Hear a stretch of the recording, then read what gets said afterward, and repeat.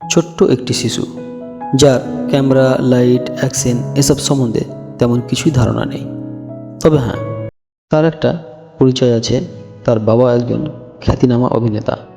আর এই সাহস আর মনের জোরেই ছোট্ট একটি বাচ্চা একদম সকলের চোখ কপালে তুলে দিয়েছিল। কেই বা জানতো সেই দিনের এই ক্ষুদে বাচ্চাটি একদিন গোটা টলিউডকে কাঁপাবে। এতক্ষণে নিশ্চয়ই বুঝে গেছেন কার কথা বলছি।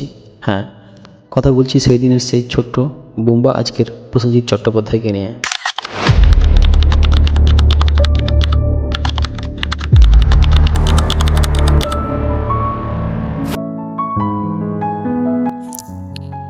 তার বাবা একজন বিখ্যাত অভিনেতা হলেও তার লড়াইটা কিছু কম ছিল না। তার জন্ম 1962 সালের 30 সেপ্টেম্বর কলকাতায়। তার বাবা বিশ্বজিৎ চট্টোপাধ্যায় ও মা ছিলেন রত্না চট্টোপাধ্যায়। তার প্রথম অভিনয় শিশু শিল্পী হিসেবে 1968-তে ঋষিকেশ মুখার্জির ছোট্ট জিজ্ঞাসা ছবি দিয়ে।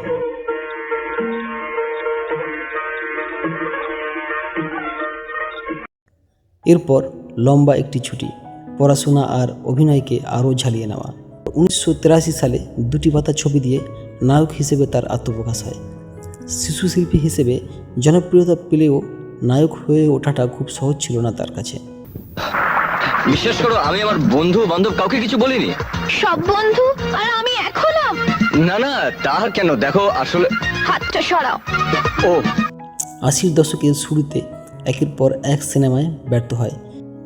সে সময় কাজের অভাব, দর্শকের অনাগ্রহ সব মিলিয়ে বড় মানসিক চাপের মধ্যে দিয়ে যেতে হয়েছে তাকে। বলা যায় তার জীবনের মোড় ঘুরে যায় 1987-তে অমর সঙ্গীর সাফল্য থেকে।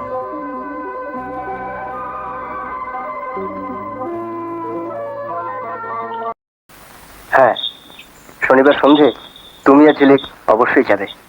না বাবা, তুমি কিছু মনে করো না। ওই পার্টিতে আমরা যেতে পারবো না। যেতে পারবে না? এরপর থেকে আর তাকে পিছন ফিরে তাকাতে হয়নি। 90-এর দশকে যখন তিনি বাংলা ছবির সুপারস্টার, তখন নিয়মিত হিন্দি ছবির প্রস্তাব এসেছিল তার কাছে। কথা তিনি নিজেই অনেক সাক্ষাৎকারে বলেছেন। কিন্তু সেই সময় বলিউডে কাজ মানে ছিল টাইপকাস্ট হওয়ার ঝুঁকি, আর একদিকে বাংলা সিনেমায় কাজ হারানোর আশঙ্কা। তাই তিনি সচেতনভাবেই বলিউড থেকে মুখ ফিরিয়ে নেন। হ্যাঁ, ये भी सोचने वाली बात है। Secretary, yes. Please note this down. 1987-তে অমর সঙ্গীর পর থেকে প্রায় 4 দশক ধরে সুপারস্টার হিসেবে রাজত্ব করে চলেছেন টলিউডে। খুব অন্যায় হবে জগু।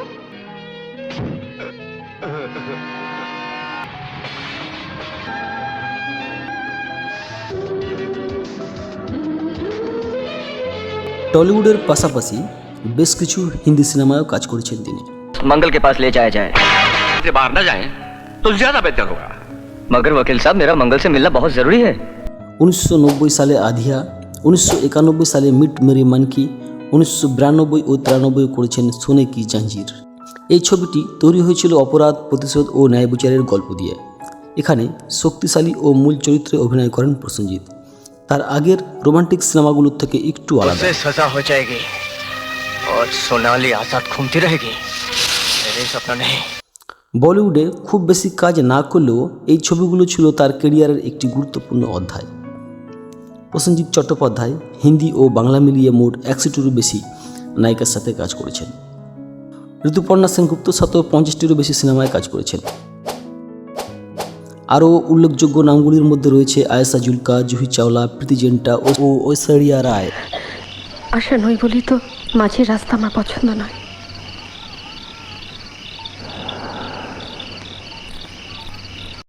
রানী মুখার্জি, সালমা আগ, বিপাশা বসু, এরকম অসংখ্য নাম আছে সেই তালিকায়। আমায় কি করতে হয় জানো? কি? প্রসেনজিতের এরকম অগুন্তি হিট সিনেমা রয়েছে আরও অনেক অজানা তথ্য। টলিউডে তার অবদানের কথা সকলের জানা। প্রসেনজিৎকে নিয়ে এত কথা, এত গুরুত্বপূর্ণ বিষয় আছে যে একটি ভিডিওতে তা তুলে ধরা সম্ভব নয়। তাই আজকের ভিডিওটা এখানেই শেষ করছি। তবে প্রসেনজিৎকে নিয়ে খুব শীঘ্রই আবার পরবর্তী ভিডিওতে আমরা ফিরে আসব। ততক্ষণ পর্যন্ত ভালো থাকবেন। আর হ্যাঁ, আমাদের চ্যানেলে যদি নতুন হয়ে থাকেন তাহলে একটি লাইক, কমেন্ট ও সাবস্ক্রাইব করে মোটিভেট করবেন আমাদের সঙ্গে থেকে।